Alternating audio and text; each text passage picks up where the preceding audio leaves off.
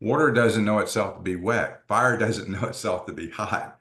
So when we have these biases, these blind spots, we can't see them. Financial independence, freedom, financial picture, independent financially, financial future, financial freedom and wealth, financial independence. Get your fill, financial independence and long life. Hello and welcome to another episode of Get Your Fill, Financial Independence and Long Life, where we explore ways to achieve those two goals. And hey, today we have somebody who's going to help us do both at the same time, which is awesome. His name is Tim, also known as Jai Baker, the CEO of Luminous Wealth and the author of The Awakened Investor, who, after a 3-year sabbatical from a remarkable 4-decade career as a wealth advisor, has redefined the landscape of financial management with his innovative virtual multifamily office. Tim's unique approach combines evidence-based wealth management with Blue Zone research, focusing on holistic living that enhances both longevity and quality of life. Jai, thank you for being with us today. Oh, Christine, thank you for having me on. I look forward to our conversation. Me too. So Yeah. it's unusual for us to have somebody who sort of incorporates both sides of my fill thing, right? Where you're thinking about people's financial health, but you're also thinking about their quality of life and how they enjoy those later years, right? It's not enough just to live for a long time. You actually want to be happy and healthy at the same time. So can you just tell us a little about how that came about? Yeah, well, I mean, all these major aspects of us are interrelated. You can't manage money in a silo. Your health affects your finances. Your relationships affect your estate planning decisions on who you're going to give your assets to.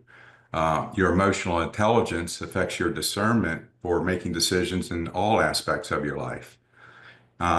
Your diet affects your health. And so all of these are very important. And in the year around 1250, actually the word wealth, the etymology of it was wheel, and it meant prosperity, riches, health, and well-being. And then somewhere along the 1400s, it got dumbed down to just currency. And, to me, it doesn't matter if somebody has, $1 billion, if they have poor health and they have poor relationships, what kind of life is that? That's not a wealthy life. Exactly. And so, actually in America, I've recognized through my work through the years that Americans don't have a good relationship with money. Years ago, I was working with a radiology clinic. I was managing the retirement plans. It was 68 physicians. I was working with a lot of the private practice docs as well. But this particular day, I had a luncheon with the non-docs, their executive staff. There was 14 of them. And their incomes were anywhere from 60,000 to 260,000, and that's one half of the household income. So that's a pretty good economic swath of American workers. So we had a luncheon, and I heard somebody mention during the lunch something negative about money. And I said, okay, we're going to stop lunch right now. And this was just impromptu. I had never done this before. I had never thought about this before. But I said, we're going to have a little meditation here. And I said, what I'm going to want you to do is sit, get rested, feel comfortable, take 3 really deep, long breaths. And I'm going to say a word after we do this. And then after I say the word, keep your eyes closed, sensate in your body what you're feeling, whether it's negative, positive, or neutral, and then just sit there for a moment. And so they did. They took 3 deep breaths, and then I said the word money. And then I let it just sit in the air for a little bit. And then after a pause, I said, now keep your eyes closed. And among you, who had a negative sensation in their body about money? How many do you think out of 14 would have had a negative sensation? I bet more than half. All 14. Wow. All 14. So, if you're not feeling good about your partner, you're just an accident looking for a place to happen. And this is what we are as Americans with wealth and money. We represent 4.2% of the world population here in the States. And yet we've created 62% of the world's business valuation. Wow. PBS has done these documentaries on retirement in America. What a dilemma. how can we have such an issue with money when we control 62% of it? So it's that relationship that we have with money. It's the delivery system that provides us the advice services for our wealth, the banks, the insurance companies, and Wall Street. That's a muddy landscape for the consumer, and it doesn't serve them very well. But the root cause of all of this, I know, is we have a disconnect from our soul. We've become completely disconnected. We feel like we're just this physical skin and matter with these five senses, and that's it. And so when you're feeling separate from everybody, you are going to just grab that last slice of the economic pie before somebody else takes it. But the conscious person says, go ahead and take it. I'm just going to make another pie, Yeah. because they trust that all of consciousness, their God state, whatever their religious background beliefs are, if they are truly practicing and knowing that faith to be true, they're not having these material world issues like we're seeing. Yeah. Yeah, it's true. I mean, money really at its core is just a tool. It's energy. It's just something that you can use to have other stuff. There's no great thrill in just like taking money and piling it up in the corner of your bedroom, right? It's like that's not the fun part. You're exactly right. As you point out, money is a neutral tool, just like nuclear power is a neutral tool. You can light up cities with it, or you can blow up people with it. It's the character that reveals the use through the use of the tool that makes it look good or bad, Right. not the tool itself. So money isn't good or bad. It's the character that's revealed through the use of that money that makes it look good or bad. Yeah. But there is a certain media component to money as a bad thing. Think about Scrooge and, Grinch and all these entities, right, where they have lots of money and it's because they're so cruel and they don't care about people. And right, that's how you get money is you just step on everyone else. That's not, that's like a message that gets given to kids, young people as they're growing up, that there's some association between money and being a really nasty person. So to aspire to have it just seems like, might not be a great thing, right? Right. But there's also the equal number of positive stories around that. But to your point, the Scrooge story, he didn't feel connected with those people he was stepping on. Right. And I love the years ago when I was in India, there was a reporter. I was reading this article. There was a reporter that had asked Ramana Maharshi, which is one of the revered gurus of all of India of all times, and the reporter asked him, how should we treat others? And Ramana said, there are no others. We're all one. We're all connected. Yeah. So you should be treating everybody else the way that you want to be treated. Right. And that simple principle heals so many things in our life. It's true. When people say things like that, it reminds me of that weird movie I Heart Huckabees. I don't know if you've ever seen it, but basically they take some stuff like lumps of things and then they put a blanket over it to indicate like, this is the table and this is the chair and this is the whatever, but we're all the blanket, right? And that's what it is, Yeah. right? We are all just an energy Yeah. field in different forms and different vibrating at different frequencies. So it's just, we're all Yeah. energy, we're all the blanket. We just need to accept that and realize it. And right, it just, I don't know, maybe like you say, it gets rid of that otherness, that feeling that someone's different from us.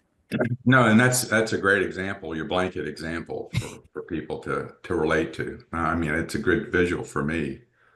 So, in the work that I do in the area of wealth management, I actually start out in working with somebody through a human archetype assessment tool, because what I want people to know right off the bat is to know thyself.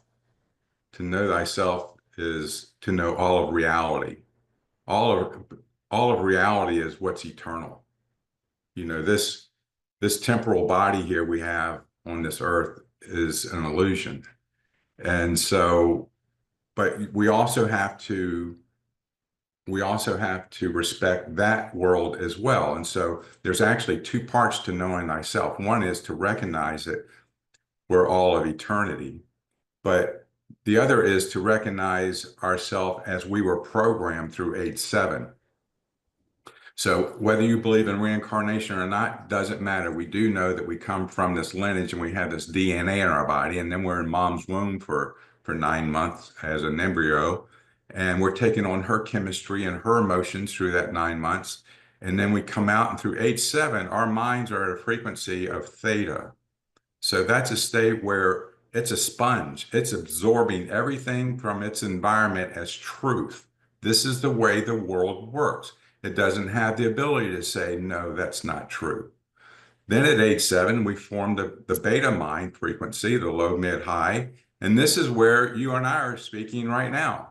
I can say something and you can go, that's not true. But before age 7, we have to accept everything as truth. And so we've been programmed by everybody else's desires and their limitations of life, and then the experiences we've had in our environment.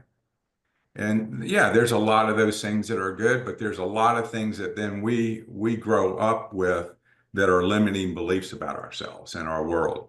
We don't recognize our authentic light that we came from. And so usually it takes a pain event for us to discover this after age 7. Because if you live your whole life with that programming, whether you're 7, 17, 27, or 77, you're a 7-year-old. If you haven't changed your programming, you're a 7-year-old. Yeah. And so I would say you've lived a life that's been fated to you. But if you can wake up at some point in your life, and it doesn't have to be a pain event that wakes you up, you can just decide on your own, I think there's something absolutely better for me than the way that I've been experiencing life. I want to change my assumptions of life. I want to change my perspective of life. By changing your assumptions, you're going to change your experience. And so there's a lot of work, and it's usually a lifetime of work to do that reprogramming. But it's out there for us all, and it's all possible, and it's very entertaining and liberating, very freeing as well. It's true. It's true. And so two things. First is we talk a lot on this show about law of attraction and how your mindset is kind of the where you are is a result of your mindset and where you expect to be and how you address the world and how you expect to be, how you expect life to be, I guess. And Mhm. but the other thing is that not everybody gets this and feels this way. And so I'm wondering if your clients are coming to you because you've attracted them because they're sort of on the same wavelength, or do you sometimes get clients who are like, what the heck are you talking about? And then if so, what's the process of sort of bringing them into the fold, or helping them to see what you see? Right. Well, first of all, you have to meet everybody where they are. There's no reason, there's no way to convince somebody of anything. Um, you are living by example, and you're telling your story. And if it resonates with them, great. If it doesn't resonate with them, great. But what we do is we show the roadmap, the blueprint for what is possible in our life and those aspects in our life that we need to check in on to see if they're in balance, to see if they're in a state where we want them to be or not. And so that's where this holistic approach of combining not just wealth management, but the Blue Zone research, those aspects of those cultures with longevity and the highest quality of living have. But through my career, I mean, my clients were 80% of my clients were people in the medical field, doctors, executives at hospitals themselves, 80% of them. So, but yeah, I worked with economic professors at universities, um, people who are advisors to Federal Reserve Bank chairmen and these type of people, CEOs of publicly traded companies. And through those 35 plus years, I was working with those families in the middle of their career and in the middle of and into the middle of their retirement. And I thought, as long as we're meeting or exceeding those goals that we had established through all of those years through our planning work, that they would be contented. And what I found out was they weren't. Actually, my wealthiest client was my most stressed out client. And so, before I sold that firm 4 years ago, I brought in an Ayurvedic practitioner for mind, body, spirit work because I wanted to be able to heal that aspect of who we are in our life. But I never, in my career, I never evangelized my um, consciousness philosophies. The only thing that gave anything away was for 25 years, I always signed my quarterly letters, Namaste. And so for a lot of people, I was their Hindu brothers, other their Buddhist brother, other just their brother. And but that was the only thing. But I did have in the last year before I sold my firm, I had two clients come to me. One was a radiologist. And the year before, he called me up out of the blue and he says, I pray, I don't meditate. I said, Steve, that's great. Keep praying. I pray as well. And then we went on with our conversation. I don't know where that call came from, but it did. Well, he goes into retirement and he calls me up about a year after he retires and he says, I've been able to have time now to do things that I couldn't do before in my medical career and think about things in a way that I had never thought about before. And he said, I think I'd like for you to teach me to meditate. Cool. And he says, I also know that that we can heal our bodies, and I'm getting ready to have knee surgery, and maybe you can help me with my not having to have knee surgery. And I said, well, the first thing you have to do is stop talking about the knee surgery. Yeah. But the same week, I got a call from this dear client of mine. She was 74 years old. I'd worked with her and her husband for 30 years plus, met them every quarter in their offices. They were both psychologists, and he had just passed away 5 years before. And she calls me up, and it was a rare disease that he had. And I was fortunate to have lunch with him the week before he passed. And he said, if I had can ever say anything about any philosophy of life, he says, I'm going to say this. He said, if you will just let it go. He said, I wish I would have just let things go earlier in my life and things wouldn't have been so complicated, so chaotic, so drama filled. Right. And so, what is letting go of? And letting go of is that ego, that psyche that we carry around, that persona that we built about ourselves and who we are and trying to protect it. And if we can just let that go and see through the mist and understand that we're just all one, and it's just we're not different than the other person that we're speaking with. It's massive. But she called me up and she said, it's been 5 years since he's passed, and I'm starting to lose that connection with him. I had felt him in my world until now. And she said, and through the years, I noticed that you and him had, and I'm not going to say his name because I don't want it to be known. Um, I noticed that you and him were connected like brothers. You just were in flow. You were sharing the same materials and talking the same languages. She was Catholic and she was included in all the information and whatnot. But apparently she felt a little bit different in some aspects of our conversations. But I love her to death. But she said, I'm starting to feel his disconnect. And I feel like maybe that if I learned to meditate, I could get that connection back. And I mean, those were two people in 1 week that were approached me with this. And so that's why I brought in this mind, body, spirit um, professional. But then shortly after that, I sold my firm. And then the next year I was consulting for a year, but they didn't need me. The next year I told people I was writing a book, but it wasn't. I had already had it pretty much written. And then the third year, my story got old to me. So I said, I got to finish this now. And so I did. And it came out a year ago, The Awakened Investor. And along the way, I knew I was going to recreate what I did before, but in a different way. I wanted it to be in a much more balanced way where wealth management is just 1/8 of the major aspects of who we are. Yeah. And so I've brought in a team around me that support our clients in that work. And so that's how it all came about. That's great. So while we're talking about that, you might as well say why we're calling you Jai now instead of Tim. So in the year 2005, in April of that year, I had scheduled to go to a Dr. Deepak Chopra retreat in San Diego. It was going to be in October, and it was called Secrets to Enlightenment. And at the same time, I saw he had this temple tour in India for 2 weeks, and in the following year, and so I signed up to do that as well. And then about a month went by, and I started thinking about my work and my clients, and I'm thinking too big about myself. And I said, I don't have time to take 2 weeks off. My clients need me more than that. I got to stay here. And I canceled the trip, Oh, canceled it. But the same year, in September 2nd, I lost my 21-year-old daughter to an auto wreck. oh. And when that happened, the temple tour came back on my calendar. Nothing else mattered in my life. It mattered and it didn't matter. I can say that. Every day for me, everything is uber important and it's not important at all, if that makes sense. It probably doesn't make sense to most people. You do your best, but then you just detach and let go.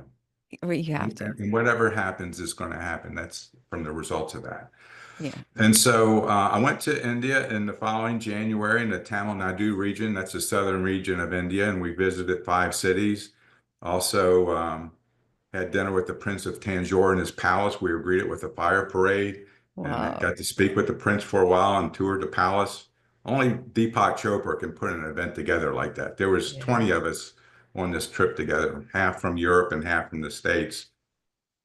And one of the cities we visited was Tiruvannamalai. It has the largest temple in South India, and that's at the base of Mount Arunachala.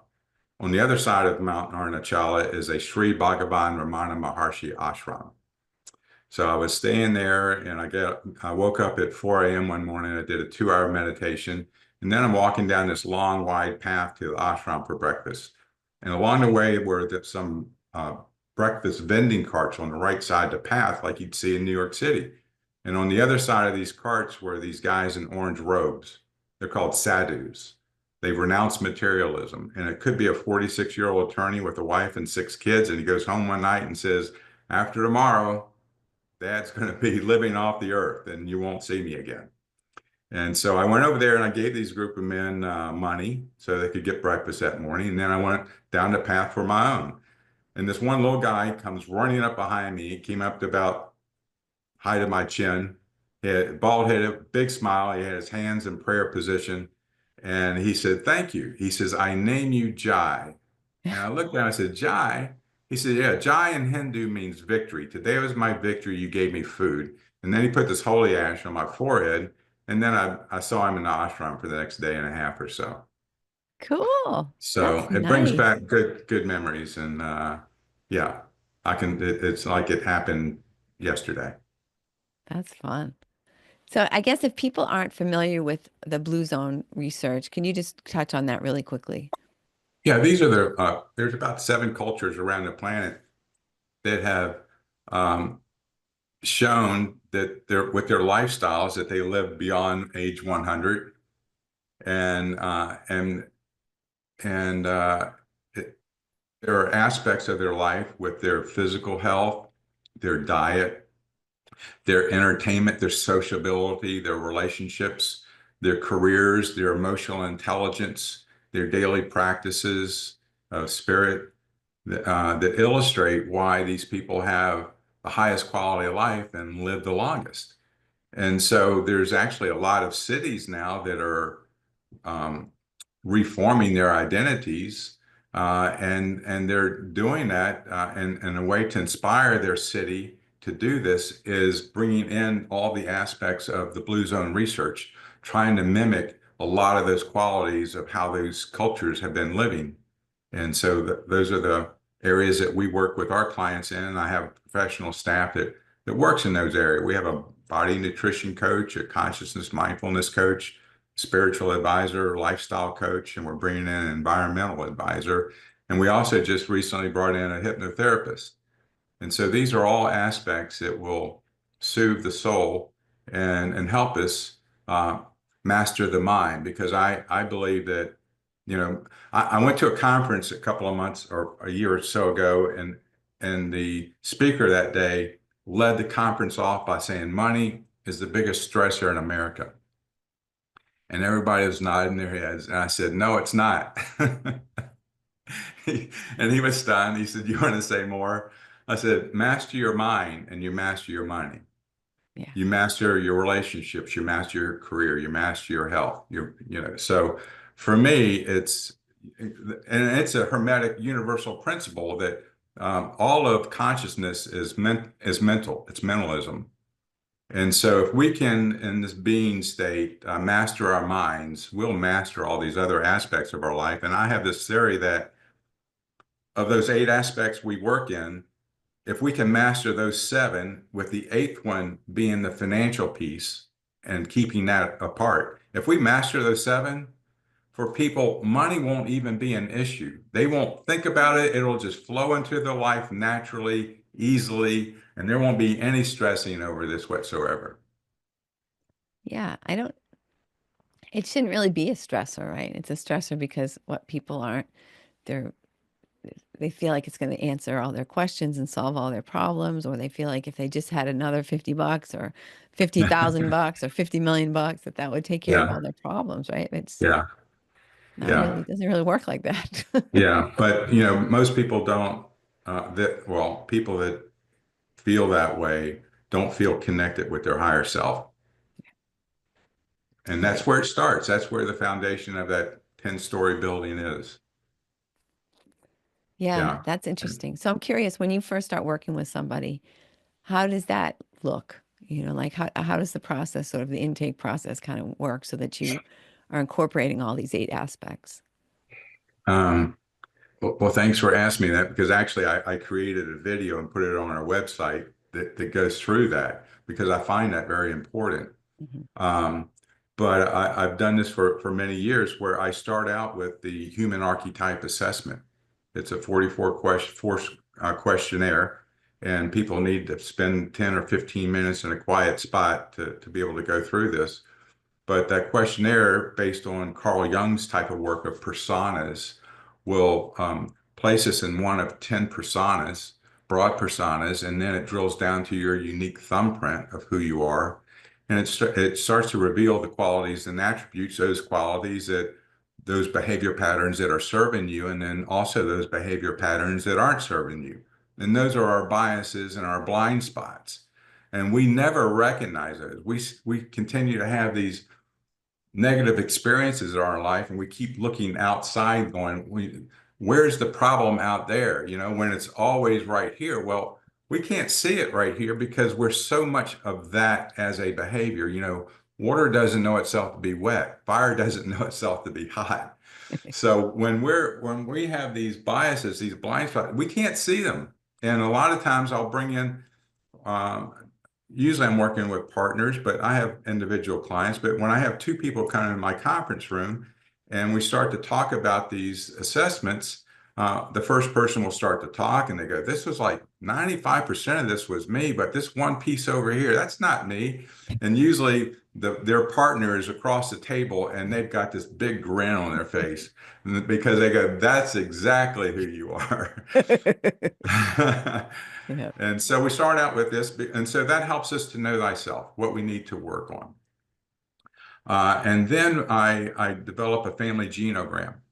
A family genogram I do because I know all of life is a fractal. It's infinite repeating patterns of information. You see it in the cosmos, you see it in in nature, and you see it in the human behavior pattern. And when you get a family's lineage on one piece of paper, the grandparents, the parents, and you get 7 or 8 key data points, and you get the money scripts, and then you get the siblings, and you get their information, then you get the children, what kind of money scripts you're passing down to them.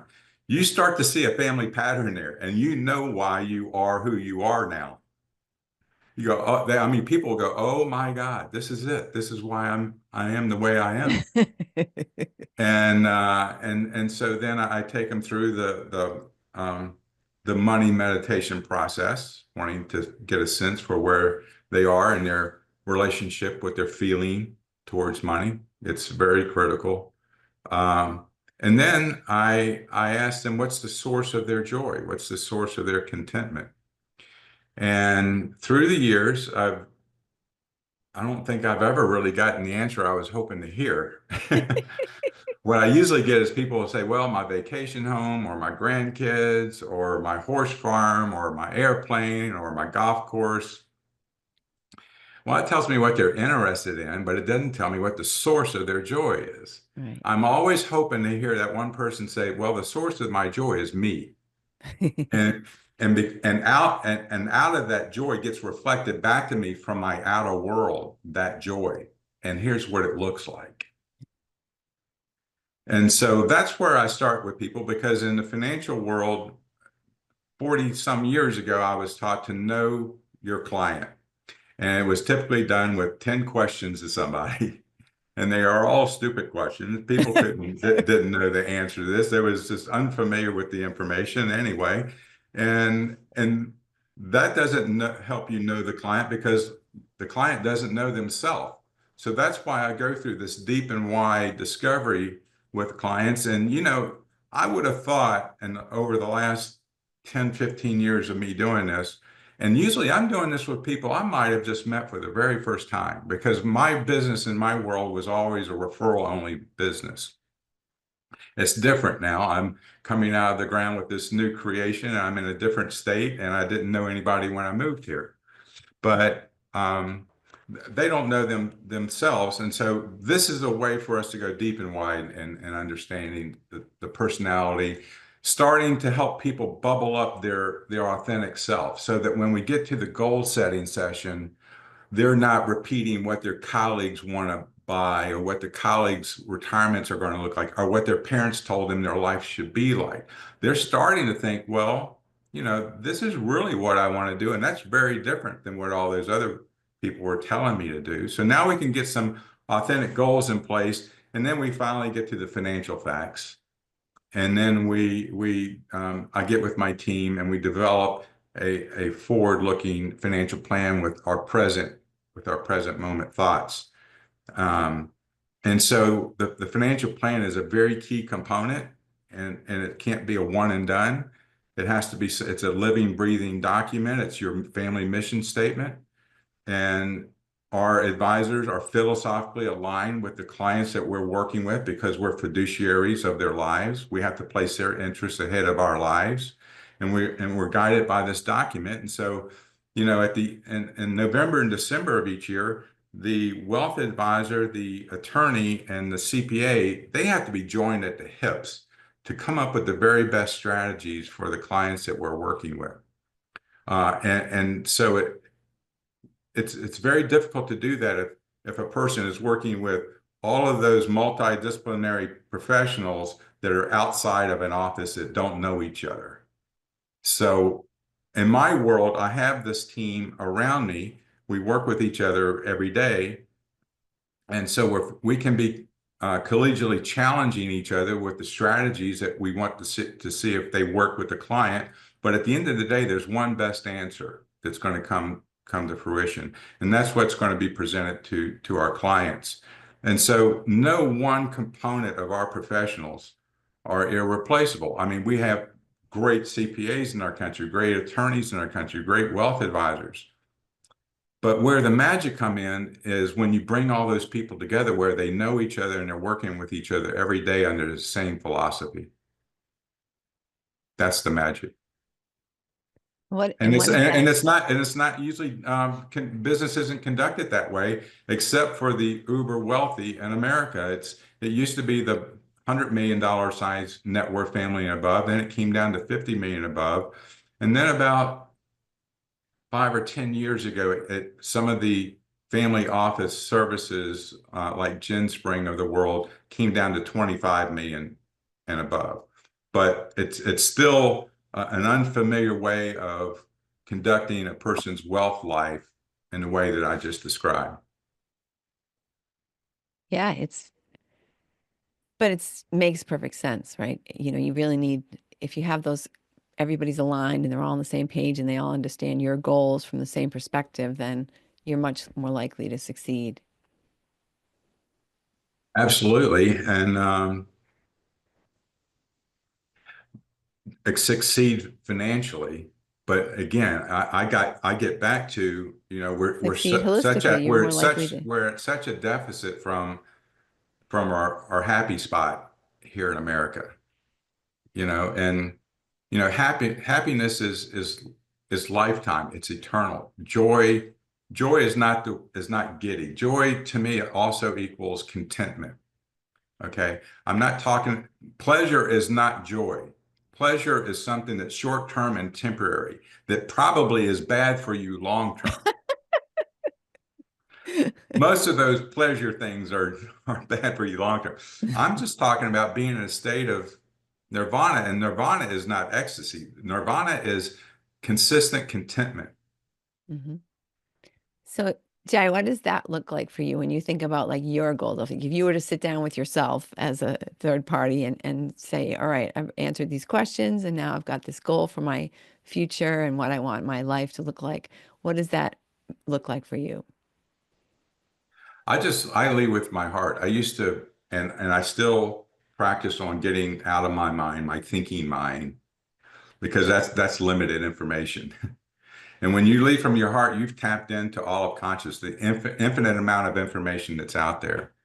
And so I might have a calendar of activities one day, and none of them may take place because something else came, and I'm gonna move that way because my intuition says this is what is being revealed to me, and I need to surrender to that.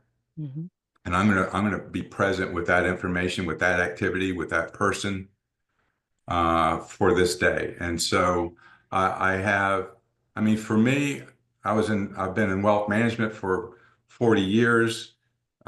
People look at me, well, this is kind of funny. So I've gone on a lot of retreats through the years. I started my meditation practice in 1997 with Dr. Deepak Chopra, learning our chakra meditation techniques in Australia. And so I've gone to a lot of retreats through the years as well, anywhere from 3 days to a week long, 10 days. And usually after a couple of days, somebody asks me, what do you do for a living? And I tell them I'm in wealth management. And they say, how can you be in wealth management and be so spiritual? And I say, well, that tells me more about you than it does about me, right? Because as we talked about, money is a neutral tool. And so for me, people see me in the wealth management business, but when I look back at the essence of my work, it's all been about nudging people to wake up, to become consciously aware of what they're doing and who they are and what they're being. And because most people live in this have, do, be world. So they they get it, become an adult, they see what they want to have, then they figure out what they got to do to get it, and then that's who they become. And usually that lacks integrity and morality at some level. Instead of working from the aspect of being, doing, and then having, and whatever that doing produces is what you have. Now it all fits together. You're in alignment with your higher self, with what you're here experiencing in this body, in this world, and what your passions are. And just out of those creations and experiences and contentment turns into work of service for other people that provides you a return of revenue that you can then decide, well, what level of life can I live on with this revenue? But most people do it backwards. And so my body of work has been just to nudge people, support them where they are, let them know where they can go, but not try to convince them of anything. Perfect.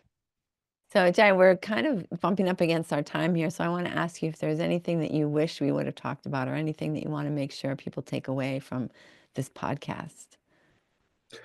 Um, Maybe two or three. Know yourself. And you can go to my website. It's free. It's a very valuable report and provides you videos right away to take that human archetype assessment. Two, find a team, a wealth team. Don't find separate members of that team. Find a wealth team and make sure they're fee only, not fee based. Fee based means they can charge you fees. Oh, but they can also charge you commission. So it has to be a fee only team of fiduciaries. And then have a financial plan developed. and review it. Have it available to you any day of the week, all year long, if you need to. You're not going to look at it that often. We don't need to feel our pulse to know that we're living, Right. but it certainly has to be a master review every year, but be available to tap into at any time. Excellent. Excellent. Yeah. And we're going to put this in the show notes also, but do you want to just tell people what's the best way to get in touch with you? Yes, my website, www.luminouswealth.com. Again, you can take my human archetype assessment there. It's no charge. My email is tim@luminouswealth.com. My number is 561-919-4808. And you can get my book, The Awakened Investor, on Amazon and all formats. Excellent. Thank you so much. I appreciate you being with us. You've shared a lot of interesting information and hopefully some food for thought for people who are in that, mode of having first. Maybe they think about doing a little shift or having a Yes. conversation with you to help them do a little shift. Well, beautiful conversation, Christine. I appreciate you having me on today. I appreciate you. And we Yeah. appreciate you for listening. So, and I bet if you think about it, you could come up with a really good number of people probably, but just to write down at least 5 people who you think would benefit from hearing all that Jai has shared with us today.